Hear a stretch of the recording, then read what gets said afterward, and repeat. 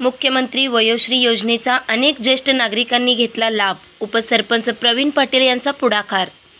तारदाळ तालुका हातकणंगले येथील पाटीलमळा, समर्थनगर तसेच वाढीव भाग परिसरात उपसरपंच प्रवीण पाटील यांच्या पुढाकाराने 65 वर्ष वयोगटातील ज्येष्ठ नागरिकांसाठी मुख्यमंत्री वयोश्री योजना एकाच छताखाली राबवण्यात आली।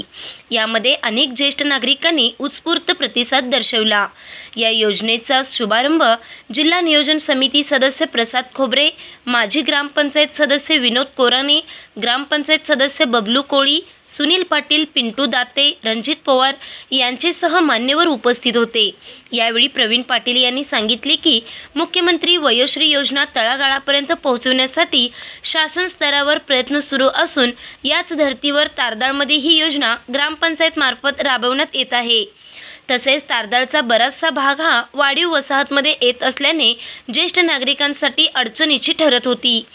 त्यामुळे ही योजना एकाच छताखाली आणून सर्व फॉर्म सबमिट करून ज्येष्ठ नागरिकांना दिलासा देण्याचा आम्ही प्रयत्न केला। तसेच एकही ज्येष्ठ व्यक्ती या योजनेपासून वंचित राहू नये हा आमचा मानस आहे।